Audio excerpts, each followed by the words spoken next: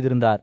தெய்வங்கள், தனவர்கள், காந்தர்வர்கள், பிசாச்சர்கள், பாம்புகள், ராட்சசர்கள் மற்றும் 4 வரிசைகளிலிருந்தும் பல உயிரினங்கள் சடங்கில் பங்கேற்க அழைக்கப்பட்டனர். இருப்பிலும் பெயரிப்புகளுக்கு மத்தியில் புத்தா வணங்கப்படுவதில்லை என்பதை கண்டு ரிஷி தாதிச்சி வருத்தமும் கோபமும் அடைந்த தெய்வங்களும் முனிவர்களும் தங்கள் ஆயத்தங்களை தொடர்ந்தபோது தாதிச்சியின் எச்சரிக்கை வார்த்தைகள் காது கேளாத காதுகளில் விழுந்தன. வணங்கப்படக்கூடாத ஒருவரை வணங்குவது பற்றியும் வணங்கப்பட வேண்டியவரை வணங்க மறுப்பது பற்றியும் அவர் மட்டுமே தனது கவலையை வெளிப்படுத்தினார். தாதிச்சி அறிவித்தார், அனைத்து உயிரினங்களின் பாதுகாவலர், பிரபஞ்சத்தின் படைப்பாளர், அனைவரின் இறைவன், புனிதமான குரு தியாகங்களை ஏற்றுபவர் விரைவில் இந்த தியாகத்திற்கு வருவார். நீங்கள் அனைவரும் அவரை பார்ப்பீர்கள். எனினும் தச்சன் தன்னிடம் பலர் திராக்கள் அறிந்திருந்தான், ஆனால் மகேஸ்வரனை அறியவில்லை என்று நம்பாமல் இருந்தான். தாதிச்சி தனது ஆலோசனை புறக்கணிக்கப்பட்டதாகவும் உண்மொழியப்பட்ட தியாரும் நிச்சயமாக அழிவுக்கு வழிவதற்கும் என்றும் பதிலளித்தார். இதற்கிடையில் ஒப்பிட முடியாத விசுவுக்கு ஒரு காணிக்கை செலுத்த தச்சன் விரும்பினார். ஏற்பாடுகள் தொடர்ந்தபோது கைலாசலின் உச்சியில் தனது இறைவன் மகாதேவரோடு அமர்ந்திருந்த உமா கவலையளிக்கும் வார்த்தைகளை பேசினார். தனது புகழ்பெற்ற கணவருக்கு பலிகளில் ஒரு பந்தை பெறுவதற்கு என்ன பரிசுகள், சபதங்கள் அல்லது தவம் செய்ய வேண்டும் என்று கேட்டார். மகாதேவர் மகிழ்ச்சியான முகத்துடன் பாவிகள் மற்றும் சிந்தனையற்றவர்கள் மட்டுமே அவரை புரிந்து கொள்ளவில்லை என்று பதிலளித்தார்.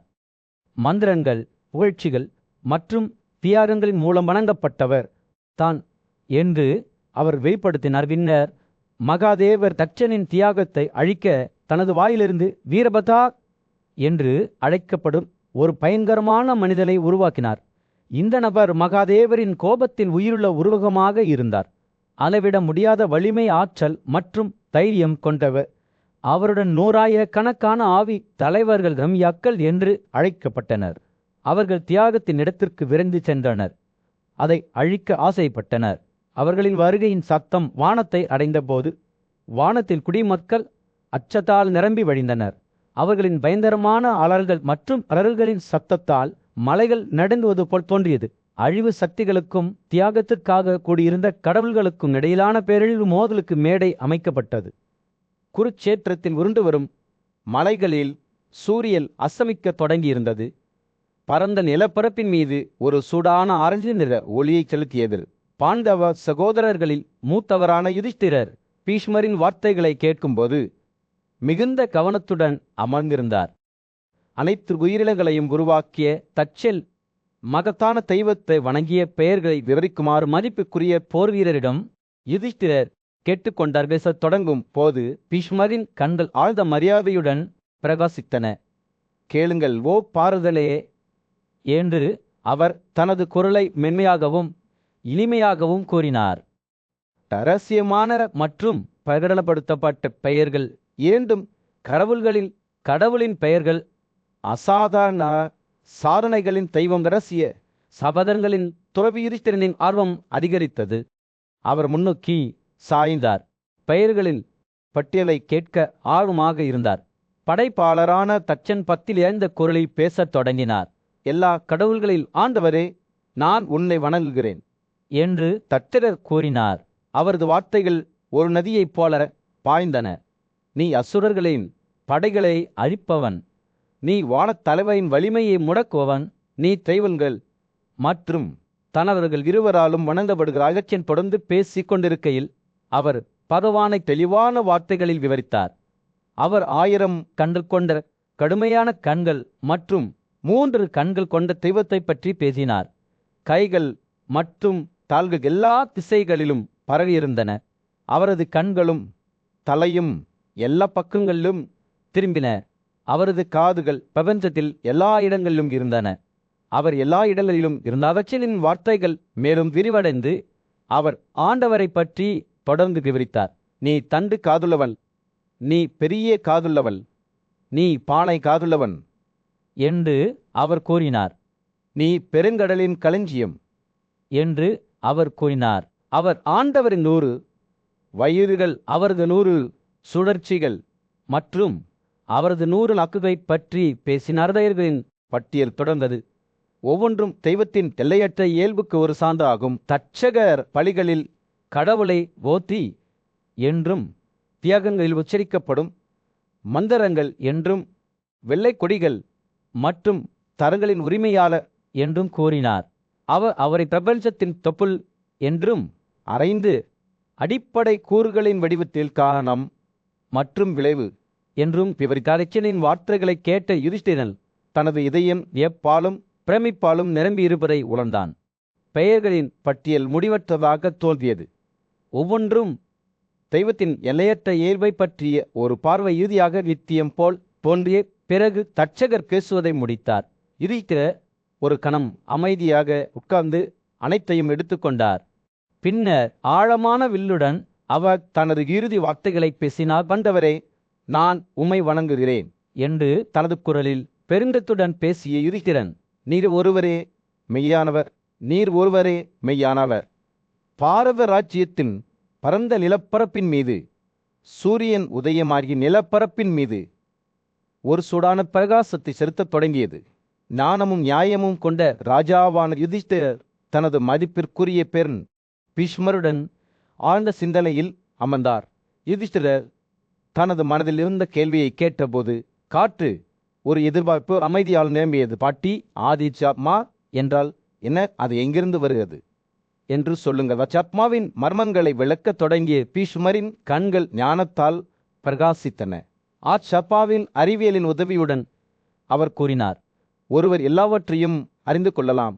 இது எல்லாவற்றையும் விட உயர்ந்தது. அதன் இரகசியங்களை உங்களுக்கு விளக்க நான் என்னால் முடிந்த அனைத்தையும் செய்வேன். அவர் ஒரு ஆழ்ந்த மூச்சை இழுத்தார். அவரது வார்த்தைகள் ஒரு நதியைப் போல ஆய்ந்தன. பூமி, காற்று, ஆகாயம், நீர் மற்றும் ஒளி ஆகிய 5 மகத்தான சாராம்சங்கள் அனைத்து உயிரினங்களுக்கும் அடித்தளமாக அமைகின்றன என்று பீஷ்மர் கூறினார். இவை அனைத்து உயிரினங்களின் தோற்றத்திற்கும் அழிவுக்கும் காரணங்கள். நுண்ணிய மற்றும் மொத்த உயிரினங்களின் உடல்கள் இந்த 5 நல்லொழுக்கங்களின் கலவையின் விளைவாகும். அவர் நிறுத்தி யுதிஷ்டிரரை தனது வார்த்தைகளில் ஆழத்தை உள்வாங்க அனுமதித்தார். இந்த 5 சாராம்சங்களின் நற்பண்புகள் மீண்டும் மீண்டும் தோன்றத் தொடங்கி எல்லாவற்றிற்கும் மூல காரணமான பரமாத்மாவுடன் ஒன்றிணைகின்றன என்று பீஷ்மர் தொடர்ந்தார். இந்த 5 அடிப்படை சாராம்சங்களிலிருந்து அனைத்து உயிரினங்களும் உருவாக்கப்படுகின்றன. மேலும் அந்த 5 பெரிய கூறுகளுக்குள் அனைத்து உயிரினங்களும் பெருங்கடலில் இருந்துகளும் பெருங்கடலின் எல்லையற்ற அலைகளைப் போல மீண்டும் மீண்டும் தங்களை தாங்களே தீர்மானிக்கின்றன. விஸ்வர் பேசுகையில் யுதிஷ்டிரரின் கண்கள் வியப்புடன் விரிந்தன. அவர் தனக்கு முன்னால் இருக்கும் சிக்கலான வலையை வெளிப்படுத்தினார். எப்படி விண்வெளியிலிருந்து ஒளி எழுந்தது மற்றும் அனைத்து அடர்த்தியான பொருட்களும் பூமியின் ஒரு பண்பு, எப்படி காற்றில் இருந்து வாழ்க்கை, தண்ணீரிலிருந்து சுவை, ஒளியிலிருந்து வடிவம் வந்த போது உயிரினங்களின் எல்லையற்ற பன்முகத்தன்மை அந்த 5 பெரிய சாராம்சங்களாக தங்களை தாங்களே தீர்த்து கொண்டது என்று பீஷ்மர் மேலும் விளக்கினார். படைப்பு தொடங்கிய போது அவை புதிதாக முளைத்தன. படைப்பாளர் அனைத்து உயிரினங்களிலும் அதே 5 பெரிய சாராம்சங்களை சரியான விகிதத்தில் வைத்தார். யுதிஷ்டிரரின் மனம் அதன் சிக்கலான தன்மையால் தத்தளித்து கொண்டிருந்தது. ஆனால் பீஷ்மரின் வார்த்தைகள் ஒரு மென்மையான காற்று போல இருந்தன. அவரது சந்தேகங்களை அமைதிப்படுத்தின. புரிதல் ஜீவனுக்குள் வாழ்கிறது. விஸ்வர் கூறினார், 3 நிலைகளில் உள்ளது. சில நேரங்களில் மகிழ்ச்சியை பெறுவது, சில நேரங்களில் துக்கத்தில் ஈடுபடுவது, சில நேரங்களில் இன்பமோ வலியோ இல்லாத நிலையில் இருப்பது. சூரியன் அதன் உச்சத்தை அடைந்த போது பீஷ்மரின் போதனைகளால் யுதிஷ்டிரரின் புரிதல் பிரகாசித்தது. புரிதல் எவ்வாறு பண்புகளை உருவாக்கியது என்பதை அவர் பார்த்தார். அதே நேரத்தில் ஆன்மா எல்லாவற்றிற்கும் செயலற்ற சாட்சியாக இருந்தது. இரண்டிற்கும் இடையிலான ஒற்றுமை நித்தியமானது மற்றும் உள்ளார்ந்த புரிதல் புலன்களின் மூலம் எல்லாவற்றையும் கைப்பற்றியது. போர் மற்றும் தக்கலரிக்கு மத்தியில் பாண்டவர்களில் மூத்தவரான யுதிஷ்டிரர் துக்கத்தையும் மரணத்தையும் எவ்வாறு தடுப்பது என்பது குறித்து தனது தாத்தா பீஷ்மரிடம் ஞானத்தை நாடினார். உயிரினங்கள் எப்போதும் துக்கம் மற்றும் மரணத்திற்கு பயந்து நிற்கின்றன. பேரனே, இந்த 2 நிகழ்வுகளையும் எவ்வாறு தடுக்கலாம் என்று சொல்லுங்கள் என்று கேட்டார். விஸ்வர் பதிலளித்தார், இது தொடர்பாகவோ பாரதலே, நாரதலுக்கும் சமங்கனுக்கும் இடையிலான சொற்பொழிவு பற்றிய பழைய கதை மேற்கோள் காட்டப்பட்டுள்ளது. ஒரு தெய்வீக முனிவரான நாரதர் சமங்கரிடம், உங்கள் மார்பில் தரையுடன் தொடர்பு கொள்ளும் வரை தரையில் மண்டியிட்டு உங்களை வணங்குவதன் மூலம் உங்கள் மேலதிகாரிகளை வணங்குகிறீர்கள். நீங்கள் உங்கள் கைகளால் வாழ்க்கை நதியை கடப்பதில் ஈடுபட்டதாக தெரிகிறது. நீங்கள் எப்போதும் துக்கத்திலிருந்து விடுபட்டு மிகவும் மகிழ்ச்சியாக இருப்பதாக தெரிகிறது. உங்களுக்கு மிக குறைந்த கவலை இருப்பதாக நான் காணவில்லை. சாமந்தா புன்னகைத்தார். அவரது கண்கள் ஞானத்தால் மின்னின. மரியாதைக்குரியவரே, கடந்த கால, நிகழ்காலம் மற்றும் எதிர்காலத்தை பற்றிய உண்மையை நான் அறிவேன். எனவே நான் ஒருபோதும் மகிழ்ச்சி அடையவில்லை. இந்த உலகில் செயல்களின் ஆரம்பம் என்ன, அவற்றின் பழங்களின் சேர்க்கை என்ன, அந்த பழங்கள் எவ்வளவு மாறுபட்டவை என்பதையும் நான் அறிவேன். அவர் சிறிது நேரம் நிறுத்தி நாரதை மென்மையான பாவையுடன் ஆய்வு செய்தார். இதோ கல்வியறிவற்ற ஆதரவற்ற வளமான ஓநாரதர் குருட்டு, முட்டாள் மற்றும் பைத்தியக்காரர்கள் நாமும் வாழ்கிறோம். இவர்கள் தங்கள் கடந்த கால வாழ்க்கையின் செயல்களால் வாழ்கிறார்கள். நாரதனின் ஆர்வம் தூண்டப்பட்டது. அவர் சமங்காவிடம் மேலும் விளக்குமாறு கேட்டார். சமங்க தொடர்ந்தார். நோய்களிலிருந்து விடுபட்ட தெய்வங்கள் அவற்றின் கடந்த கால செயல்களால் அந்த நிலையில் உள்ளன. வலிமையானவர்கள் மற்றும் பலவீனமானவர்கள் அனைவரும் கடந்த கால செயல்களால் வாழ்கிறார்கள். எனவே நீங்கள் எங்களை மரியாதையுடன் வைத்திருப்பது பொருத்தமானது என்று அவர் மென்மையாக சிரித்தார். நாரதனே, நான் துக்கத்திற்கு வழிவிடாத போது கடமைகளின் நடைமுறை அல்லது மல செயல்களை கடைபிடிப்பது நமக்கு என்ன செய்ய முடியும்? சமங்கா வாழ்க்கை மற்றும் மரணத்தின் ரகசியங்களை வெளிப்படுத்திய போது நாரதர் கவனமாக கேட்டார். மனிதர்கள் புத்திசாலிகள். உண்மையில் ஞானத்தின் வேர் பிழையிலிருந்து புலன்களின் சுதந்திரம் என்று கூறப்படுகிறது. புலன்கள்தான் பிழைகளுக்கும் துக்கத்திற்கும் அடிபணிகின்றன. புலன்கள் பிழைகளுக்கு உட்படும் ஒருவர் ஞானத்தை அடைந்தார் என்று சொல்ல முடியாது. சமந்தாவின் வார்த்தைகள் கோடை நாளில் ஒரு மென்மையான காற்று போல எளிமையான மற்றும் அமைதியானவை. நாரதர் அதை கேட்டவுடன் வாழ்க்கையின் மர்மங்களை அவர் புரிந்து கொள்ளத் தொடங்கினார். அவர் சமங்கரிடம் வேதங்களின் உண்மைகளை அறியாத, எப்போதும் சந்தேகத்தில் இருக்கும், சுய கட்டுப்பாடு மற்றும் ஆன்மா பற்றிய அறிவை கொண்ட பிற நடைமுறைகளை தவிர்க்கும் ஒருவருக்கு என்ன நன்மை என்று கேட்டார். சமங்கா மீண்டும் சிரித்தார். பீஷ்மர் பரிதளித்தார். குருவை வழிபடுவது, வயதானவர்களுக்கு எப்போதும் மரியாதையுடன் காத்திருப்பது மற்றும் யுதிஷ்டிரனின் முன்னிலையில் புத்திசாலித்தனமான பேரல். பீஷ்வர் ஒரு பண்டைய கதையை விவரிக்கத் தொடங்கினார். தார்க்கிய இனத்தை சேர்ந்த புத்திசாலித்தனமான பிராமணரான அரிஸ்டலேமியின் ஆலோசனையை நாடிய ராஜா சாகருடன் கதை தொடங்கியது. உலகப் பொருட்களின் மீதுள்ள பாசம் மற்றும் அவற்றை இழக்க நேரிடும் என்ற அச்சத்தால் சாகரா மிகுந்த மன உளைச்சலுக்கு ஆளானார். அரிஸ்டனிடம், இதை செய்வதன் மூலம் ஒருவர் இங்கே மகிழ்ச்சியை அனுபவிக்க என்ன பயன்? துக்கத்தையும் கிளர்ச்சியையும் ஒருவர் எவ்வாறு தவிர்க்க முடியும் என்று கேட்டார். ஞானியும் அனைத்து வேதங்களையும் நன்கு அறிந்தவருமான அரிஸ்டனேமி சாகரை பார்த்து, இரக்கத்துடன் விடுதலையின் பேரின்பமே உலகில் உண்மையான பேரின்பம் அறியாமை கொண்ட மனிதர் அதை அறியவில்லை. அவர் குழந்தைகள் மற்றும் விலங்குகளுடன் இணைந்திருப்பதைப் போலவும் செல்வம் மற்றும் சோலம் கொண்டவராகவும் இருக்கிறார். உலகப் பொருட்களின் மீதான பிழைப்பு என்பது ஒருவர் விடுதலையை அடைவதை தடுக்கும் ஒரு பிழைப்பு என்று அவர் விளக்கினார். சாகரா அனைத்து பிணைப்புகளிலிருந்தும் விடுபட்டு மகிழ்ச்சியுடன் சுற்றி திரிய வேண்டும் என்று அரிஸ்டனேமி அறிவுறுத்தினார். உங்கள் அன்பான மனைவி வயது முதிர்ந்தவளாகவும் அவர் பெற்றெடுத்த மகளுடன் பிணைக்கப்பட்டிருப்பதை நீங்கள் காணும்போது கையகப்படுத்துவதற்கான மிக உயர்ந்த நோக்கத்தை கருத்தில் கொண்டு, அதாவது விடுதலை, அவளை சரியான நேரத்தில் விட்டு விடுங்கள். அரிஸ்டனேமி கூறினார். நீங்கள் ஒரு மகனை பெற்றாலும் இல்லாவிட்டாலும் உங்கள் வாழ்க்கையின் முதல் ஆண்டுகளில் உங்கள் புலன்களால் அவர்களுக்கு உரையாற்றப்படும் பொருட்களை முறையாக அனுபவித்து இணைப்புகளிலிருந்து உங்களை விடுவித்துக் கொள்ளுங்கள். மகிழ்ச்சியுடன் சுற்றி திரியுங்கள். அரிஸ்டனேமி பின்னர் உண்மையிலேயே விடுவிக்கப்படுவதன் அர்த்தத்தை விவரித்தார்.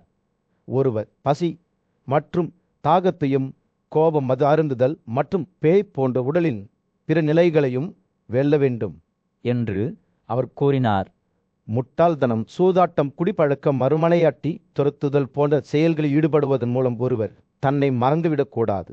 அரிஸ்டனேமி உண்மையிலேயே விடுதலை பெற்ற நபரின் குணாதிசயங்களை கொடிட்டு காட்டினார்.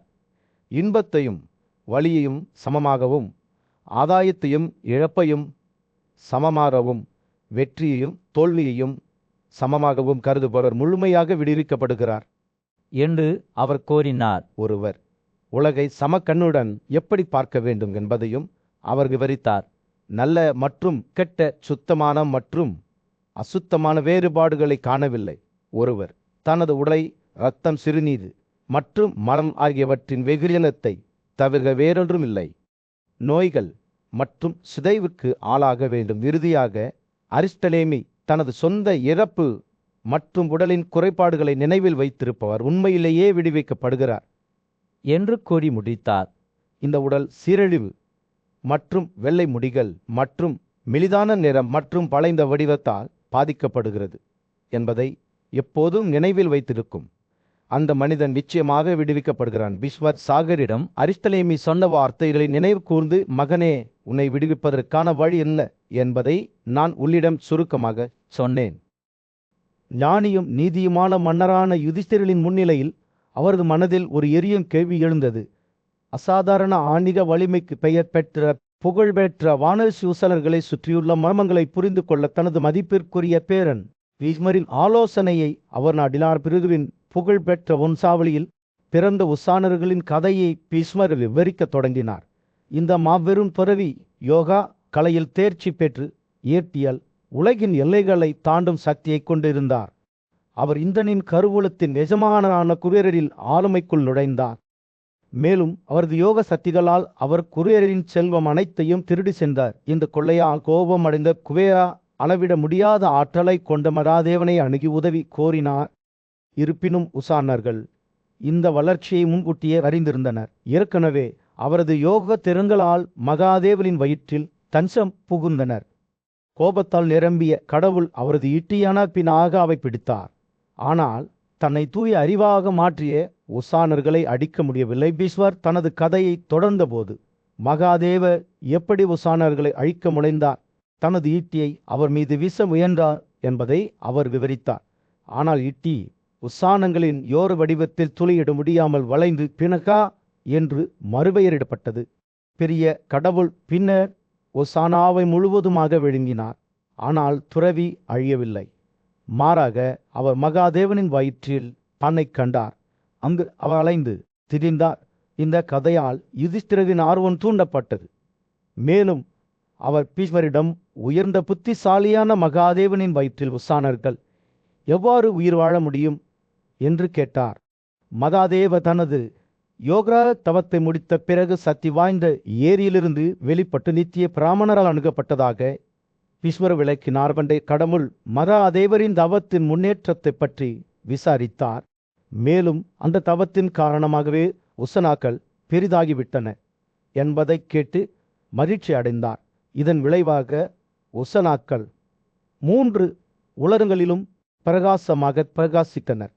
மிகுந்த ஆற்றலுடன் இருந்தனர். இருப்பினும் அவர் மகாதேவரின் வயிற்றுக்குள் தொடர்ந்து அலைந்து கொண்டிருந்தார். கவலையால் நிரம்பியிருந்தார். அக்காவுடன் ஆயுதம் ஏந்திய மகாதேவர் மீண்டும் ஒரு முறை யோக தியானத்திற்கு சென்றார். அதே நேரத்தில் உசானாக்கள் தப்பிக்க ஒரு வழியை தேடி வயிற்றிலிருந்து கடவுளை புகழ்ந்தனர். குத்தா அனைத்து வழிகளையும் நிறுத்தினார். ஆனால் உசானாக்கள் மீண்டும் மீண்டும் கடவுளிடம், உங்கள் தயவை எனக்கு காட்டுங்கள் என்று கூறினர். இறுதியாக மகாதேவா அவரது சிறுநீர் வழியாக வெளியேற அனுமதி அளித்தார். இந்த சோதனையின் விளைவாக உசானாவுக்கு சுத்தா என்ற பெயர் வழங்கப்பட்டது. மேலும் அவர் சார்பாக பலையிட்ட உமா தேவியின் மகன் என்று அறியப்பட்டார். கோபத்தால் நிரம்பிய பாவா கையில் ஈட்டியை உயர்த்தி நின்றார். ஆனால் அவரால் கட்டுப்படுத்தப்பட்டார். ராஜ்யத்தின் மீது சூரியன் அஸ்தமிக்கையில் யுதிஷ்டிரனை சுற்றி கூடியிருந்த கூட்டத்தின் மீது ஒரு சூடான ஆரஞ்சு நிற பிரகாசத்தை செலுத்தியது. நீதியின் மீது அசைக்க முடியாத அர்ப்பணிப்புக்கு பெயர் பெற்ற இளம் இளவரசர் தனது தாத்தா பீஷ்மரிடம் வழிகாட்டுதல்களை நாடினார். மரியாதைக்குரிய காற்றுடன் யுதிஷ்டிரர் இந்த வாழ்க்கையிலும் அடுத்த வாழ்க்கையிலும் தங்களுக்கு உண்மையில் என்ன நன்மை பயக்கும் என்பதை வெளிப்படுத்துமாறு பீஷ்மரிடம் கேட்டார். பண்டைய காலத்திலிருந்து ஒரு கதையை அவர் சொல்லத் தொடங்கியதும் பீஷ்மரின் கண்கள் பிரகாசித்தன. ஜனகன் என்ற மாபெரும் மன்னன் தனது பரந்த அறிவு மற்றும் ஆன்மீக திறமைக்கு புகழ்பெற்ற முனிவரால் பராசரனின் ஞானத்தை தேடினார். பராசகரிடம் ஜனகன் இந்த உலகிலும் அடுத்த உலகிலும் உள்ள அனைத்து உயிரினங்களுக்கும் பயனளிக்கும் பாதை என்ன என்று கேட்டார். பராசரரின் வார்த்தைகள் தேன் போல் சொட்டுகின்றன. அவர் பதிலளித்தார். செயல்களின் மூலம் பெறப்பட்ட நீதியே மிக உயர்ந்த நன்மை. பழங்கால முனிவர்கள் நீதியை விட உயர்ந்தது எதுவும் இல்லை என்று அறிவித்துள்ளனர். பீஷ்மர் தனது கதையை தொடர்ந்தபோது கூட்டம் ஒவ்வொரு வார்த்தையிலும் தொங்கிக் கொண்டிருந்தது. நீதி என்பது ஒரு கருத்து மட்டுமல்ல, ஆனால் தனிநபர்களின் அன்றாட வாழ்க்கையில் வழிநடத்தும் ஒரு உயிரின சக்தியாகும் என்று பராசரர் விளக்கினார்.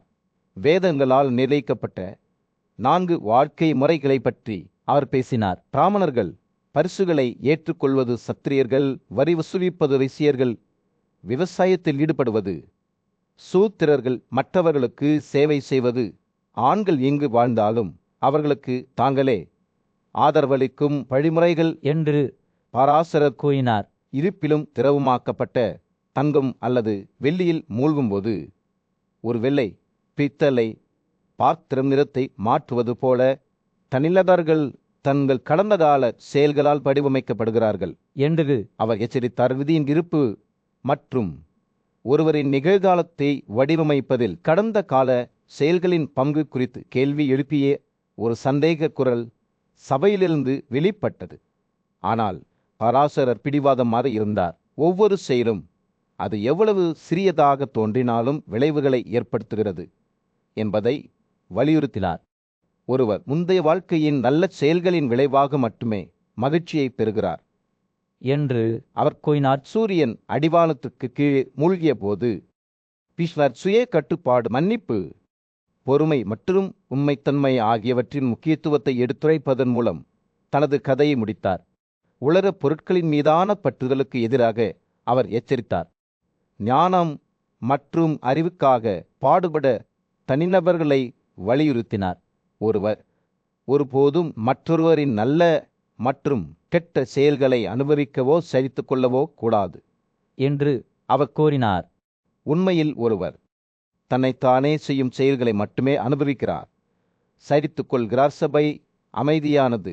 ஒவ்வொரு உறுப்பினரும் பீஷ்மர் மூலம் பாசரர் பேசிய ஆழமான வார்த்தைகளை பிரதிபலித்தன. அவை இரவுக்குள் சிதறடிக்கப்பட்ட போது யுதிஷ்டிரரின் கண்கள் நீதியின் பாதையை பற்றிய ஆழமான புரிதலுடன் பிரகாசித்தன. அவர் தனது வாழ்நாள் முழுவதும் இந்த போதனைகளை தன்னுடன் எடுத்து செல்வார் என்பதை அறிந்திருந்தார். அவர் ராஜ்யத்தின் சிக்கல்களையும் தர்மத்தை பின்தொடர்வதையும் வழிநடத்திய போது அவருக்கு வழிகாட்டினார். ஒரு அமைதியான சூழலில் பாசரர் தனது ஆழ்ந்த ஞானத்தை சாக மன்னருடன் பகிர்ந்து கொள்ளத் தொடங்கினார். மாட்சிமை பொருந்தியவரே, இந்த வரத்தை பெற்ற மனிதர், அதாவது நனவுடன் கூடிய மனித உடல் திறமையான தேரோட்டிகளைப் போல அதன் புலன்களை கட்டுப்படுத்த முயற்சிக்க வேண்டும் என்று அவர் கூறினார். அவர் தொடர்ந்தார். பக்தி இல்லாத மனமும் உலக ஆசைகளை துறந்த மனம் கொண்ட ஒருவர் செலுத்தும் மரியாதை உண்மையில் பாராட்டத்தக்கது. ராஜாவே, இந்த பக்தி ஒரு புத்திசாலி குருவிடமிருந்து பெறப்பட்ட வழிகாட்டுதலின் விளைவாகும். வெறும் ஓகங்களோ அல்லது சமமானவர்களிடையே கலந்துரையாடல்களோ அல்ல. அராசராவின் வார்த்தைகள் எடையை கொண்டிருந்தன. மன்னர் கவனமாக கேட்டுக்கொண்டார். அவர்கள் ஒன்றாக அமர்ந்தபோது பாசரர் ஒருவர் தனக்கு ஒதுக்கப்பட்ட வாழ்நாளுக்குள் வாழ்வதன் முக்கியத்துவத்தை வலியுறுத்தினார். இந்த விலைமதிப்பற்ற பரிசை பெற்ற பிறகு அவர் கூறினார், ஒருவர் அதை உலக இன்னல்களில் ஈடுபடுவதில் வீணாக்கக்கூடாது. அதற்கு பதிலாக படிப்படியான வளர்ச்சிக்கு வழிவகுக்கும் நீதியான செயல்களுக்காக ஒருவர் பாடுபட வேண்டும். ஞானி முனிவர் நிறுத்தி விவேகமான பார்வையுடன் ராஜாவை ஆய்வு செய்தார். வாழ்வின் வெவ்வேறு கட்டங்களில் ஜீவாக் அடையும் 6 நிறங்களில் உயர்ந்த நிறத்திலிருந்து விலகி சென்றவர் கண்டனத்திற்கும் குற்றத்திற்கும் தகுதியானவர் என்று பராசரர் விளக்கினார். எனவே நல்ல செயல்களால் உயர்ந்த நிலையை அடைந்தவர் ராஜர்களால் கடல்படுத்தப்பட்ட செயல்களை தவிர்ப்பதன் மூலம் அதை பராமரிக்க முயற்சிக்க வேண்டும். இது ஆரோக்கியத்தின் தரம். இந்த வார்த்தைகளின் முக்கியத்துவத்தை புரிந்து கொண்டபோது ராஜாவின் கண்கள் விரிவடைந்தன. நீதியான செயல்கள் ஒரு நபரை எவ்வாறு உயர்ந்த நிலத்திற்கு உயர்த்தும் என்பதை பாசரர் விவரித்தார். அதே நேரத்தில் பாவ செயல்கள் துன்பத்திற்கும் நரக மண்டலங்களுக்கும் கூட வழிவகுக்கும். ஒரு மனிதன் நீதியின் மூலம் உயர்ந்த நிலத்தை அடைகிறான், ஆனால் அதை பெற முடியாமல் தெரிந்தே பாவ செயல்களை செய்வதன் மூலம் நரகத்தில் விழுகிறான் என்று அவர் கூறினார். ஞானமுள்ள முனிவரின் வார்த்தைகள் இரக்கத்துடனும் புரிதலுடனும் இருந்தன. இருப்பிலும் மயக்கமடைந்த அல்லது அறியாமையுள்ள செயல்களை தவத்தின் மூலம் தூய்மைப்படுத்த முடியும் என்று பராசரர் எச்சரித்தார். ஆனால் அவற்றின் விளைவுகளை பற்றி முழு அறிவுடன் செய்பவர்கள் மகத்தான துன்பத்திற்கு வழிவகுக்கிறார்கள். புத்திசாலியான ஒரு மனிதர் ஒருபோதும் பாவ இயல்புடைய ஒரு செயலை செய்ய மாட்டார் என்று அவர் கூறினார். ஒரு தூய்மையான நபர் தூய்மையற்ற ஒருவரை தொடாதது போல் சூரியன் மறைந்து காட்சியின் மீது ஒரு சூடான தந்த ஒளியை வீசத் தொடங்கிய போது பராசரரின் வார்த்தைகள் அவசரத்தையும் ஈர்ப்பு உணர்வையும் பெற்றன. பாவ செயல்களின் பலனை நான் பார்ப்பது எவ்வளவு துயரமானது என்று அவர் கூச்சலிட்டார். பாவத்தின் மூலம் பாவியின் பார்வை மாறுபடுகிறது. மேலும் அவர் தனது உடலை ஆன்மாவுடன் குழப்புகிறார். பராசரர் தனது ஞானத்தை பகிர்ந்து கொண்ட போது ராஜா மிகுந்த கவனத்துடன் கேட்டார். ஞானமுள்ள முனிவர் இந்த உலகத்திலும் கூட துறவற வாழ்க்கை வாழ்வதன் முக்கியத்துவத்தை வலியுறுத்துவதன் மூலம் முடித்தார். இந்த உலகத்தில் துறவற வாழ்வுக்கு தன்னை இழைத்துக் கொள்வதில் வெற்றி பெறாத அந்த முட்டாள் மனிதர் அடுத்த உலகத்திற்கு செல்லும் போது மிகுந்த துக்கத்தால் பாதிக்கப்படுகிறார். இந்த இறுதி வார்த்தைகளுடன் பராசரரின் போதனைகள் முடிவுக்கு வந்தன. இதனால் ராஜாவுக்கு ஆழமான புரிதல் மற்றும் சுயபரிசோதனை உணர்வு ஏற்பட்டது. அவர்கள் பிரிந்தபோது மன்னர் ஞானியான முனிவரின் போதனைகளை பற்றி சிந்தித்தார். ஒரு காட்டு பகுதியில் பராசகர் ஒரு ஆலமரத்தில் அடியில் அமர்ந்திருந்தார். அவரை சுற்றியுள்ள உலகத்தை அவரது கண்கள் உற்று நோக்கிக் கொண்டிருந்தன. அவர் மனிதகுலத்தின் இயல்பையும் மக்கள் ஒருவருக்கொருவர் தொடர்பு கொள்வதற்கான வழிகளையும் சிந்தித்தார். யாரும் என்று அவர் தமக்குத்தானே கூறினார். அதிலுக்கு எதையும் எதிர்பார்க்காமல் மற்றொருவருக்கு நன்மை செய்கிறார்கள். இது அவரது அவதானிப்பாகும். மக்கள் சுயநலத்தால் இயக்கப்படுகிறார்கள். மற்றவர்களுக்கு வழங்கப்படும் பரிசுகள் பெரும்பாலும் அங்கீகாரம் அல்லது வெகுமதிக்கான விருப்பத்தால் உந்தப்படுகின்றனர். அவர் அங்கு அமர்ந்திருந்த போது பராசரரின் எண்ணங்கள் தகுதி என்ற கருத்தை நோக்கி திரும்பின. மன்னர்கள் அல்லது ஞானிகள் போன்ற புகழ்பெற்ற நபர்களுக்கு வழங்கப்படும் பரிசுகள் மிகுந்த மதிப்புடையவை என்று அவர் நம்பினார். ஆனால் பெருநரை விட தன்னை கொடுப்பதே முக்கியமானது என்று அவர் நம்பினார். ஒரு பரிசை ஏற்றுக்கொள்வதை விட ஒரு பரிசை உருவாக்குவது சிறந்தது என்று அவர் நினைத்தார். ஓய்வும் புத்துணர்வும் தேடி வந்த ஒரு சோர்வடைந்த பயணியின் வருகையால் பராசரின் சிந்தனைகள் தடைப்பட்ட முனிவர் எழுந்து நின்று ஒரு அன்பான புன்னகையுடன் அந்நியருக்கு தனது சொந்த பாட்டிலில் இருந்து ஒரு கப் குளிர்ந்த தண்ணீரை வழங்கினார். அவர்கள் அமைதியாக அமர்ந்தபோது பராசரர் இந்த எளிய செயலின் முக்கியத்துவத்தை பிரதிபலித்தார். மற்றொரு உயிரினத்திற்கு தண்ணீர் கொடுப்பது என்பது ஒருவரின் சொந்த பசிக்கு உணவை வழங்குவது போன்றது. அவர் தனது எண்ணங்களை முடித்தவுடன் துறவீரலின் ஒரு குழு அடிவானத்தில் தோன்றியது. அவர்கள் அவரை நோக்கி செல்லும் போது அவர்களின் தண்டுகள் உயரமாக இருந்தன. அவர்களில் கண்டிதேவனும் இருந்தார். அவர் தனது சிம்மாசனத்தை கைவிட்டு ஆன்மீக பணிகளில் தன்னை அர்ப்பணித்த ஒரு உயர்ந்த ஆன்மீக மன்னர்.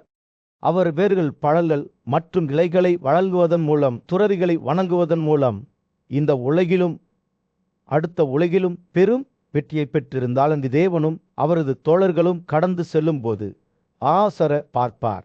அவர்களின் இருப்பு அவருக்கு மற்றொரு குறிப்பிடத்தக்க நபரை நினைவூட்டுகிறது. சிவியன் அரச மகள் சூரிய கடவுளை இதே போன்ற சாதலுடன் கரிப்பதன் மூலம் மகிழ்ச்சியின் மிக உயர்ந்த பகுதிகளை வென்றார். இந்த எடுத்துக்காட்டுகள் பராசரருக்கு உண்மையான செல்வம் பொருள் உடைமைகளில் இல்லை, ஆனால் நல்லொழுக்கங்களை வளர்ப்பதில் உள்ளது என்பதை நினைவூட்டியிருந்த உண்மையை அவர் சிந்தித்துக் கொண்டிருந்த போது ஞானிகளின் ஒரு குழு அவரை சுற்றி கூடி அவரது ஞானத்திலிருந்து கற்றுக்கொள்ள ஆர்வமாக இருந்தது. அவர்கள் கடலின் தன்மை பற்றியும் வியக்கும் போது ஒவ்வொரு நபருக்கும் அது எவ்வாறு ஏற்பட்டது என்றும் கேட்டனர். கடவுள்கள், விருந்தினர்கள், ஊழியர்கள், மூதாதையர்கள் மற்றும் தனக்கும் கூட பராசரர் இந்த கடன்களை பல்வேறு வழிகளில் செலுத்த முடியும் என்று விளக்கினார். வேதனை படிப்பது, தியாகங்களை செய்வது, ஒருவரின் பெற்றோர்களையும் ஆசிரியர்களையும் கரிப்பது மற்றும் மற்றவர்களுக்காக நல்ல செயல்களை செய்வது, தெய்வங்களை வழிபடுவதன் மூலமும் தூய நெருப்பின் மீது தெளிவான வெண்ணெயை ஊற்றுவதன் மூலமும் வெறும் வெற்றியை பெற்ற முனிவர்களை பற்றி அவர் அவர்களிடம் கூறினார். கடவுள்களின் மீதான பக்தியின் மூலம் புகழ்பெற்ற முனிவர் விஸ்வாமித்திரராக மாறிய ரிச்சிகாவின் மகளை பற்றி அவர் பேசினார். மேலும் கடவுள்களின் கடவுளை மதிவிப்பதன் மூலம் சுக்கிரராதமாகிய உசானர்களின் கதைகளையும் சிவனை செறிவூட்டப்பட்ட மனதுடன் வணங்குவதன் மூலம் வெறும் தனித்துவத்தை அடைந்த அசிதா மற்றும் ஏவலா ஆகியோரின் கதைகளையும் அவர் பகிர்ந்து கொண்டார். சூரியன் அஸ்தமிக்கத் தொடங்கிய போது ஆசராவின் எண்ணங்கள் அவரை நோக்கி திரும்பின. பசுமையான காட்டின் நடுவே பராச முனிவர் ஒரு உயர்ந்த மரத்தில் அடியில் அமர்ந்திருந்தார். அவரது கண்கள் ஞானத்துடன் உலகை பார்த்து கொண்டிருந்தன. ஒரு இளம் மன்னரிடம் கடமையின் தன்மை மற்றும் சமூக வரிசல் வரையை பற்றி பேசும்போது அவரது வார்த்தைகள் ஒரு மென்மையான நீரோட்டம் போல பாய்ந்தன. மிகவும் பாழ்ந்த நிலையில் உள்ளவர்கள் மற்ற 3 கட்டளைகளிலிருந்து தங்கள் வாழ்வாதாரத்தை பெற வேண்டும் என்று அவர் கூறினார். அவர்கள் அன்புடனும் மரியாதையுடனும் சேவை செய்வது பொருத்தமானது, அவர்களை நீதிமான்களாக ஆக்குகிறது. முனிவரின் கண்கள் பிரகாசம் அடைந்தன. அவர் தொடர்ந்தார், எந்த ஒரு சூத்திரரின் மூதாதையர்களும் சேவையில் ஈடுபடவில்லை என்றால் அவர்கள் வேறு எந்த தொழிலிலும் ஈடுபடக்கூடாது. அவர்கள் தங்கள் தொழிலாக சேவைக்கு தங்களை ஈடுபடுத்திக் கொள்ள வேண்டும். பகாசகர் பேசுகையில் ஒரு இளம் சுத்தா சிறுவன் கவனமாக கேட்டான். அவரது மனம் ஒரு கடற்பாசி போன்ற வார்த்தைகளை உள்வாங்கியது. அவர் அர்ப்பணிப்புடனும் பக்தியுடனும் உயர் சாதியினருக்கு சேவை செய்வதை அவர் கற்பனை செய்தார். முனிவரின் வார்த்தைகள் அவரது மனதில் தெளிவான படங்களை வாய்ந்தன. நகைகளும் உலோகங்களும் சூரியனுக்கு அருகாமையில் இருப்பதால் அவை அதிக பிரகாசத்துடன் பிரகாசிக்கின்றன. அதேபோல் தாழ்ந்த வரிசை நல்லவற்றுடன் இணைந்ததன் விளைவாக பிரகாசத்துடன் பிரகாசிக்கிறது. புத்திசாலித்தனமான பிராமணர்கள் உன்னதமான சத்திரியர்கள் மற்றும் வளமான வைசியர்களால் சூழப்பட்டிருப்பதை அவர் சித்தரிப்பதால் சிறுவனின் கற்பனை வெறித்தனமாக ஓடியது. ஒவ்வொரு வர்க்கமும் பெரிய நன்மைக்கு பங்களிக்கும் இந்த இணக்கமான சமூகத்தின் ஒரு பகுதியாக இருக்க அவர் விரும்பினார். பாசராவின் வார்த்தைகள் பரஸ்பர மரியாதை மற்றும் ஒத்துழைப்பின் ஒரு திரைச்சிலை நெய்யப்பட்டன. ஒரு வெள்ளை துணி அது சாயம் பூசப்பட்ட நிறத்தை எடுத்துக்கொள்கிறது. சுத்தராக்களின் விஷயத்திலும் அப்படித்தான். சூரியன் அஸ்தமிக்க தொடங்கிய போது காட்டின் மீது ஒரு சூடான அரசுலிய ஒளியை வீச பராசவர் மனித வாழ்க்கையின் விரைவான இயல்பை பற்றி பேசினார். மகிழ்ச்சி மற்றும் தூய காலங்களில் கூட ஒரு நல்ல வாழ்க்கையை வாழ்வதன் முக்கியத்துவத்தை அவர் வலியுறுத்தினார்.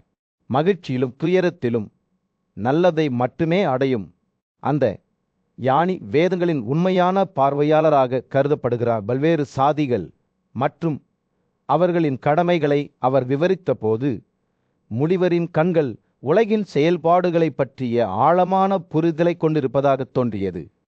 பிராமணர்கள் வேதங்களை படிக்க வேண்டும், சத்திரியர்கள் மற்ற வர்க்கங்களை பாதுகாக்க வேண்டும், வைசியர்கள் விவசாயம் மற்றும் கால்நடை வளர்ப்பின் மூலம் செல்வம் சம்பாதிக்க வேண்டும், சூத்திரர்கள் தாழ்மையுடன் தியாகங்கள் மற்றும் சுத்தமான பலிபீடங்களுக்கு காணிக்கைகளை சேகரிக்க வேண்டும். இரவு விழத் தொடங்கியதும் பராசரரின் வார்த்தைகள் ஒரு இணக்கமான சமூகத்தின் உருவத்தை வரைந்தன.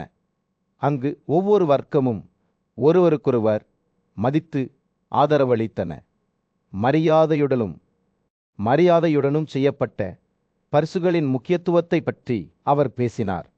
20 கோழிகள் நியாயமாக சம்பாதித்தான் பெரும் நன்மை கிடைக்கும். முனிவரின் வார்த்தைகள் எடையை கொண்டிருந்தன. இளம் மன்னர் தனது சொந்த வாழ்க்கையில் நீதிக்காக பாடுபட தூண்டில நட்சத்திரங்கள் மேலே விண்ணத் தொடங்கிய போது பாசரர் தனது சொற்பொழிவை முடித்து சிறுவனை ஆச்சரியத்துடனும் பிரமிப்புடனும் விட்டுவிட்டார். முனிவரின் இறுதி வார்த்தைகள் காட்டில் எதிரொலித்தன. இந்த வாழ்க்கை கடலில் மூழ்கும்போது மனிதன் எப்போதும் பல்வேறு வழிகளில் அந்த கடலை கடக்க முயற்சிக்க வேண்டும். மிகுந்த நீதியின் சகாப்தத்தில் பாசரர் ஒரு நல்லொழுக்க வாழ்க்கை வாழ்வதன் முக்கியத்துவத்தை பற்றி மன்னர் ஜனநேயரிடம் பேசினார். ஒவ்வொரு வர்ணம் அல்லது சமூக வர்க்கமும் செல்வத்தை பெறுவதற்கும் சமூகத்திற்கு சேவை செய்வதற்கும் அதன் சொந்த வழியை கொண்டிருந்ததாக அவர் விளக்கினார். பிராமணர்கள் பரிசுகள் மற்றும் நன்கொடைகள் மூலம் செல்வத்தை பெற்றனர். அதே நேரத்தில் சத்திரியர்கள் போரில் வெற்றி பெற்றதன் மூலம் அதை சம்பாதித்தனர். வைசியர்கள் தங்கள் கடமைகளை பின்பற்றி செல்வத்தை பெற்றனர். சூத்திரர்கள் மற்ற 3 கட்டளைகளுக்கு சேவை செய்வதன் மூலம் அதை பெற்றனர். ஒரு பிராமணர் மற்றொரு வர்ணத்தின் கடமைகளை ஏற்றுக்கொண்டால் அவர்கள் நீதியின் பிடியில் விழ மாட்டார்கள் என்று பராசரர் எச்சரித்தார். இருப்பினும் அவர்கள் தாழ்ந்த வரிசையின் கடமைகளை ஏற்றுக்கொண்டால் அவர்கள் நிச்சயமாக தங்கள் வழியை இழப்பார்கள். ஒரு சூத்திரர் சேவையின் மூலம் வாழ்வாதாரத்தை சம்பாதிக்க முடியாவிட்டால் அவர்கள் வர்த்தகம் அல்லது பிற தொழில்களில் ஈடுபடலாம் என்றும் அவர் விளக்கினார். இருப்பினும் மேடையில் நடிப்பது அல்லது ஆவிகள் மற்றும் ஏச்சியை விற்பனை செய்வது போன்ற கண்டிக்கத்தக்கதாக கருதப்படும் சில தொழில்களுக்கு எதிராக பராசரர் எச்சரித்தார். ஆனால் இந்த தொழில்களில் ஈடுபட்ட ஒருவர் அவற்றை கைவிட்டால் அவர்கள் பெரும் தகுதியை பெறுவார்கள் என்றும் அவர் கூறினார். பண்டைய காலங்களில் உலகம் மிகவும் வித்தியாசமான இடமாக இருந்தது. ஆண்கள் சுய கட்டுப்பாட்டுடன் இருந்தனர். நீதி மிகவும் மதிக்கப்பட்டது. அவர்கள் ஒழுக்கத்திற்கும் வேதங்களுக்கும் ஒத்த நடைமுறைகளை பின்பற்றினர். தவறான சேருக்கான ஒரே தண்டனை வழிதவறி சென்றவர்கள் மீது பை என்ற கூக்குரல் மட்டுமே. ஆனால் பின்னர் காமம் மற்றும் கோபத்தின் வடிவத்தில் அசுரர்கள் வந்தனர். அவை மனிதர்களின் உடல்களுக்குள் நுழைந்தன. பெருமையும் ஆணவமும் எழுந்தது. அவர்களிடமிருந்து கோபம் அதிகரித்தது. மனிதர்கள் கோபத்தால் மூழ்கிய போது அவர்கள் தங்கள் அடக்கத்தையும் அவமானத்தையும் இழந்து யவனக்குறைவால் விவரப்பட்டனர். அவர்கள் ஒருவருக்கொருவர் ஒடுக்கி வருத்தப்படாமல் செல்வத்தை பெறத் தொடங்கின. தெய்வங்களே சிவனின் பாதுகாப்பை நாடினர். அவர் பொறுமை, பன்முகத்தன்மை மற்றும் பெரிய பண்புகளை கொண்டிருந்தார். தெய்வங்கள் தங்கள் ஒருங்கிணைந்த சக்தியை அவருக்கு வழங்கின. மேலும் ஒரே தன்றுடன் அவர் 3 அசுரர்களை கொன்றார். ஆசை, கோபம் மற்றும் காமம் அசுரர்களின் தலைவன் கொல்லப்பட்ட போது மனிதர்கள் தங்கள் இயல்பை மீட்டெடுத்தனர். மேலும் முந்தைய காலங்களைப் போலவே வேதங்களையும் பிற வேதங்களையும் மீண்டும் படிக்கத் தொடங்கினர். 7 பண்டைய முனிவர்களும் முன்வந்து வாசவனை கடவுள்களின் தலைவராகவும் சொர்க்கத்தில் ஆட்சியாளராகவும் நிறுவினர். மனித குலத்தின் மீது தண்டனையின் கம்பியை வைத்திருக்கும் பணியை அவர்கள் ஏற்றுக்கொண்டனர். இதற்கு பிறகு மன்னர் வித்ருது மனித குலத்தை ஆட்சி செய்தார். அதைத் தொடர்ந்து சத்திரியர் வரிசையில் இருந்து பல மன்னர்கள் ஆட்சி செய்தனர். ஆனால் சிவல் உயிரினங்களின் மனதில் இருந்து அனைத்து தீய உணவுகளையும் அகற்றிய பிறகும் சில முதியவர்கள் இருந்தனர். அவர்களின் தீய உணர்வுகள் மறைந்துவிடவில்லை. இந்த நபர்கள் பல சக்தி வாய்ந்த மற்றும் தீய மன்னர்களை உருவாக்கினர். அவர்கள் அசுரிய செயல்களில் ஈடுபட்டனர். காயம் அல்லது தீமை நிறைந்த அனைத்து செயல்களிலிருந்தும் விலகி ஆன்மாவை பற்றிய அறிவை பெற வேண்டும் என்று பராசரர் மன்னர் ஜனமேஜாயாவை எச்சரித்தார். அநீதியான வழிகளில் செல்வத்தை தேடுவதை எதிர்த்து அவர் எச்சரித்தார். ஏனெனில் அத்தகைய செல்வம் ஒருபோதும் நன்மை பயக்காது. அதற்கு பதிலாக அவர் ராஜாவுக்கு அறிவுறுத்தினார். தனது ஆசிரமத்தின் அமைதியான சூழலில் பராசர முனிவர் மற்றொரு முக்கியமான பாடத்தை கற்பிக்க தயாராக மன்னர் ஜனகருடன் அமர்ந்தார். ஒரு வீட்டுக்காரரின் கடமைகளை பற்றி நான் உங்களிடம் பேசினேன் என்று அவர் தொடங்கினார். ஆனால் இப்போது நான் தவத்தை பற்றி பேசுவேன். கவனமாக கேளுங்கள், ஏனெனில் இது ஒரு முக்கியமான தலைப்பு. அவர் பேசும்போது பராசரரின் வார்த்தைகள் ராஜாவை சுற்றி ஞானத்தின் திரைச்சீலை ஒன்றை நகர்த்தின. ஒரு உள்நாட்டு வாழ்க்கையை நடத்தும் ஒருவரின் இதயத்தில் எப்படி பாசமும் வெறுப்பும் எழுகிறது என்பதை அவர் விளக்கினார். வீட்டுக்காரர் செல்வம், குடும்பம் மற்றும் பொருள் உடைமைகள் ஆகியவற்றின் இன்பங்களால் ஈர்க்கப்படுகிறார். அவர்களின் காதலிகள், வயல்கள், வாழ்க்கை துணைகள், குழந்தைகள் மற்றும் ஊழியர்கள் மீது அதிக கவனம் செலுத்தும் போது அவர்களின் உணர்வு வளர்கிறது என்று பராசரர் கூறினார். பராசரர் இந்த பட்டுதல் எப்படி இன்பத்திற்கான தீராத ஆசைக்கு வழிவகுக்கிறது என்பதை விவரித்தபோது ஜனகன் கவனமாக கேட்டான். வீட்டுக்காரர் தனது செல்வத்தையும் உடைமைகளையும் தொடர்ந்து அதிகரிக்க முற்படுகிறார். பொருள் ஆதாயத்திற்காக தனது தார்மீக கொள்கைகளை தியாகம் செய்கிறார். இறுதியில் அழிவை சந்திக்கிறார். பின்னர் பராசரர் உண்மையான மகிழ்ச்சியின் ரகசியத்தை வெளிப்படுத்தினார். தவம் புத்திசாலித்தனம் பெற்றவர்கள் நித்திய பிரம்மாவை உச்சரிப்பவர்கள் மங்களகரமான செயல்களை மட்டுமே செய்பவர்கள் ஆசையால் மட்டுமே பிறந்தவர்களை தவிர்ப்பவர்கள் அவர்கள்தான் உண்மையான மகிழ்ச்சியை அடைக்கிறார்கள் என்று அவர் தினகரிடம் கூறினார். பராசரர் பேசுகையில் அவரது வார்த்தைகள் தங்கள் தவத்தின் மூலம் வெற்றியை பெற்ற மாபெரும் முனிவர்கள் மற்றும் கடவுள்களின் உருவங்களை சித்தரிக்கின்றன. ஆதித்தா வாசுதா மற்றும் பிறர் அனைவரும் தங்கள் தவத்தின் மூலம் வெற்றியை பெற்றனர். பிரமாவால் உருவாக்கப்பட்ட பிராமணர்கள் கூட தங்கள் தவத்தின் மூலம் பூமி மற்றும் சொர்க்கம் ஆகிய இரண்டையும் மதித்தனர். உண்மையான அறிவை இழந்தவர்கள் கூட தங்கள் தவத்தின் மூலம் துறவியை அடைய முடியும் என்று பராசர் விளக்கிய போது ஜனகளின் கண்கள் விரிவடைந்தன. 3 உலகங்களிலும் எதுவும் இல்லை என்று அவர் அறிவித்தார். தவத்தை அடைய முடியாது. இந்த வார்த்தைகளால் பராசரர் ஒரு ஆழமான உண்மையை வழங்கினார். உண்மையான மகிழ்ச்சியை அடைவதற்கு நீதி, தவம் மற்றும் பரிசுகளை பின்தொடர்வது அவசியம். சூரியன் அஸ்தமிக்க தொடங்கியதும் ஆசிரமத்தின் மீது ஒரு சூடான ஆரஞ்சு நிற ஒளியை வீச பராசரரின் பாடம் முழு வட்டத்திற்கு வந்தது.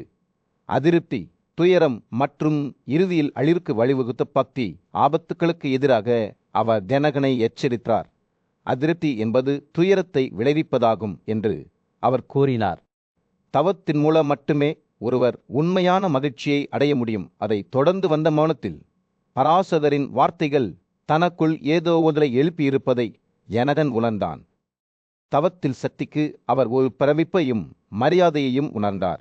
இது மிகவும் சாதாரண நபரை கூட பெரிய விஷயங்களை சாதிக்கும் திறன் கொண்ட நபராக மாற்றும். அவர் புறப்படுவதற்கு எழுந்தபோது ஜனகன் அமைதி மற்றும் சுய கட்டுப்பாடு ஆகியவற்றின் நல்லொழுக்கங்களை வளர்ப்பதற்கான ஒரு புதிய உறுதிப்பாட்டை உணர்ந்தார். விதேக ராஜ்யத்தில் மன்னர் ஜனக நீண்ட காலமாக அவரை குழப்பத்தில் ஆழ்த்திய ஒரு விஷயத்தில் ஞானி ரிஷி பராசரரின் ஆலோசனையை நாடினார்.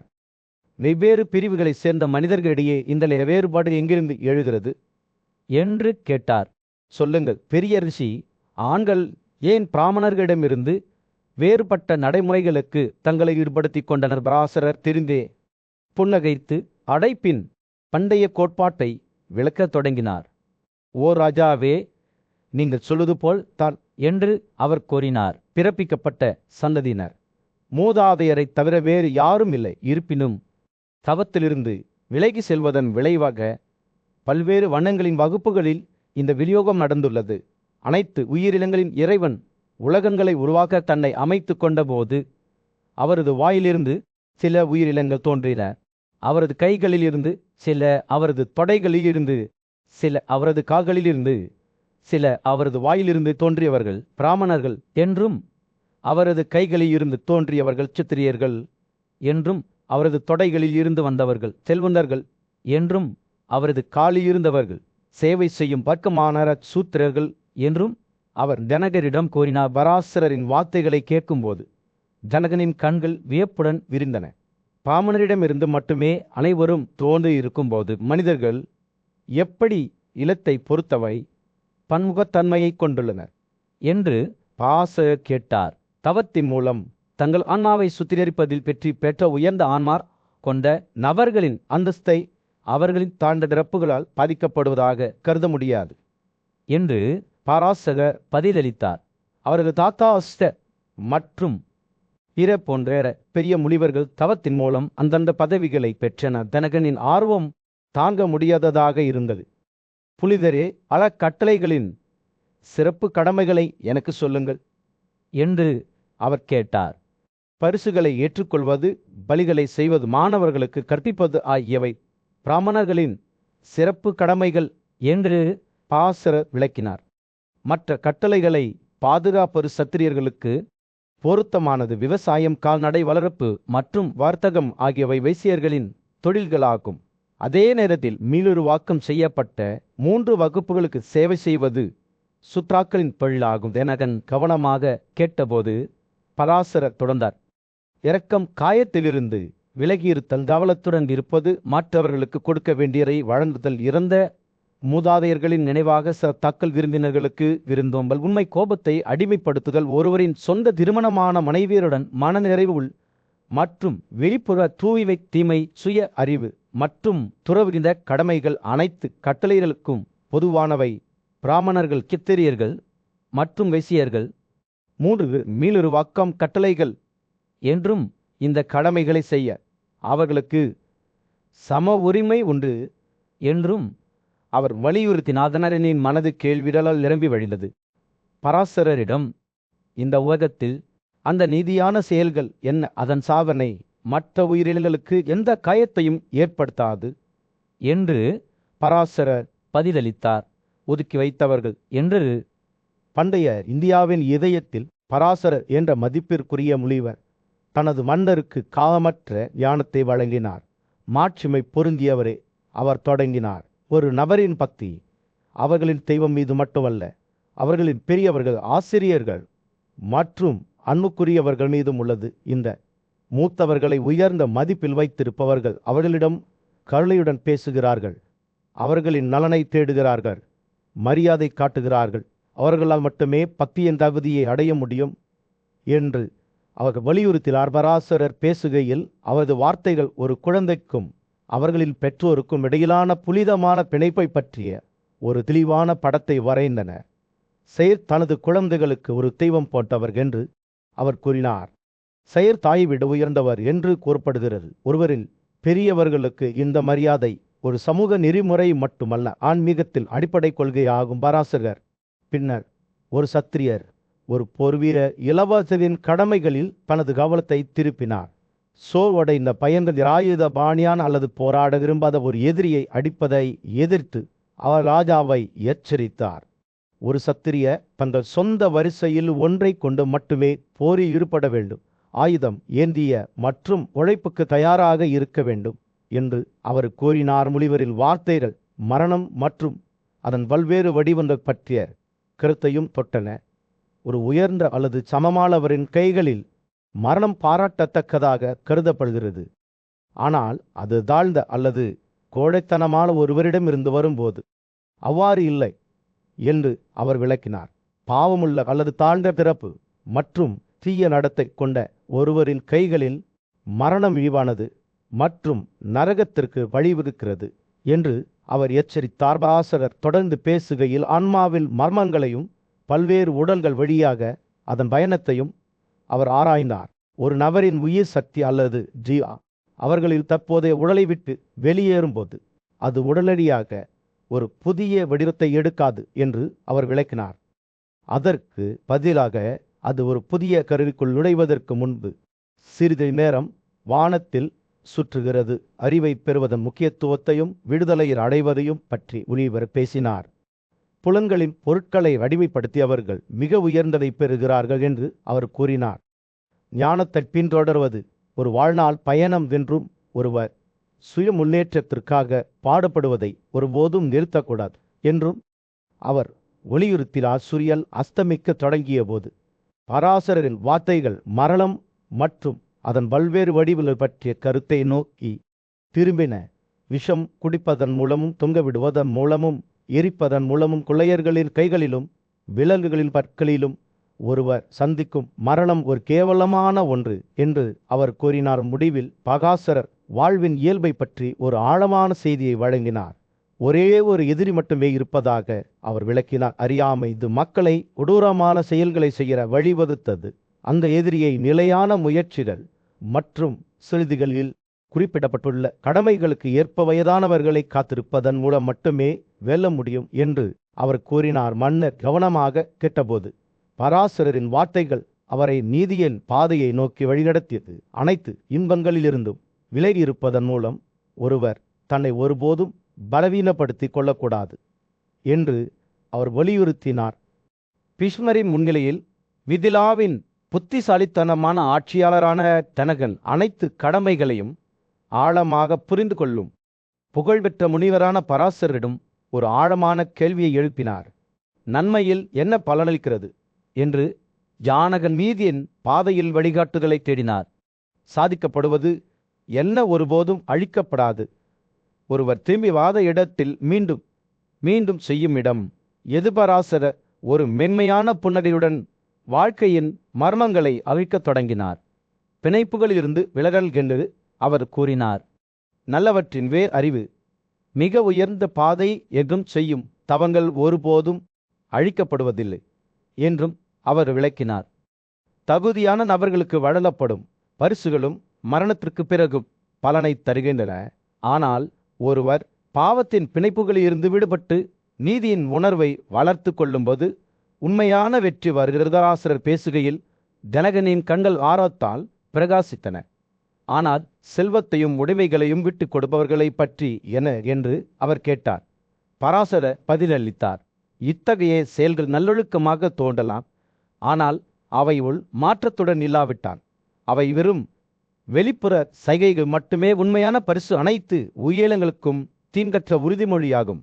ஒருவர் இந்த உறுதிப்பாட்டை செய்யும்போது பிரபஞ்சம் தயவுடன் பதிலளிக்கிறது. பதிலுக்கு தீங்கற்ற உறுதிமொழியை வழங்குகிறது. முனிவர் தொடர்ந்தார், ஒருவர் செல்வம் மற்றும் இன்பங்களுக்கு மத்தியில் வாழலாம், ஆனால் புத்திசாலித்தனத்தால் ஆசீர்வதிக்கப்பட்டால் ஒருவர் அவற்றில் வாழ முடியாது. ஞானமுள்ள ஒரு மனிதர் எப்படி தாமரை இலை போன்றவர் பற்றுதலின் நீரால் தொடப்படுவதில்லை என்பதை அவர் விவரித்தார். மறுபுறம் பாவம் அதில் இருப்பை அறியாதவர்களை பற்றி கொள்கிறது. இது ஒருவருக்கொருவர் அரக்கு மற்றும் மரத்தை போன்றதாலாசரின் வார்த்தைகள் கொட்டி தீர்த்தபோது ஜானகன் கவனமாக கேட்டார். புரிதலுக்காக அவரது இதயம் ஏங்கியது. நீதியை பின்தொடர்வது ஒரு வாழ்நாள் பயணம், ஒரு இலக்கு அல்ல என்பதை முனிவர் விவரித்தார். மரணம் எந்த மனிதனுக்கும் காத்திருக்கவில்லை. இருப்பினும் இந்த வாழ்க்கையில்தான் ஒருவர் விடுதலைக்காக போராட வேண்டும். ஒரு பாவையற்ற மனிதர் தனது சொந்த வீட்டை கவனத்துடன் வழிநடத்துவது போல ஞானமுள்ள அறிவொளியின் பாதையில் முன்னேறுவதில் வெற்றி பெறுகிறார். இந்த உரையாடல் பிறப்பு மற்றும் இறப்பின் இயல்புக்கு மாறியது. அவை ஒரு கயிற்றின் நூல்களைப் போல பின்னி பிணைந்துள்ளன.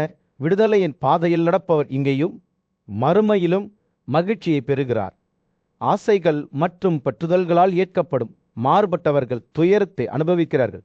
அதே நேரத்தில் உலக உறவுகளை துறப்பவர்கள் சில மகிழ்ச்சியை அடைகிறார்கள். ஆசிரியரின் சொற்பொழிவு அதன் உச்சக்கட்டத்தை அடைந்தபோது ஜனங்களின் கண்கள் புதிய புரிதலுடன் பிரகாசித்தன. சேற்றை விட்டு வெளியேறும் தாமரை தந்தை போல அவர் வியப்புடன் கூறினார், ஆன்மாவால் மனதை விரைவாக தள்ளிவிட முடியும். முனிவர் சம்மதத்துடன் தலையசைத்து, மனதே முதலில் ஆன்மாவை யோகாவுக்கு சாய்த்து விடுகிறது என்று விளக்கினார்.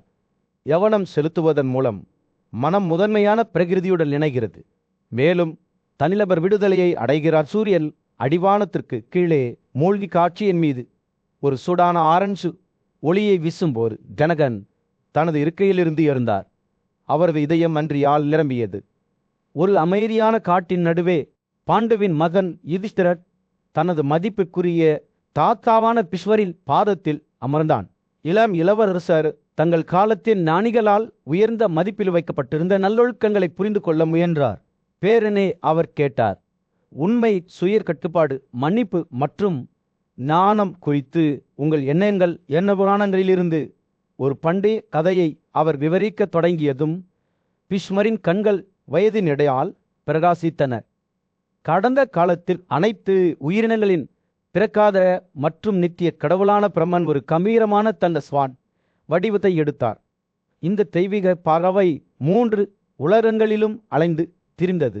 அதன் பாதை சாதியர்களின் வசிப்பிடத்திற்கு அழைத்து சென்றது என்று அவர் கூறினார். தானம் மற்றும் நீதிக்கு பெயர் பெற்ற தெய்வங்களின் குழுவான சாஜாக்கள் ஸ்வானை மரியாதையுடன் வரவேற்றனர்.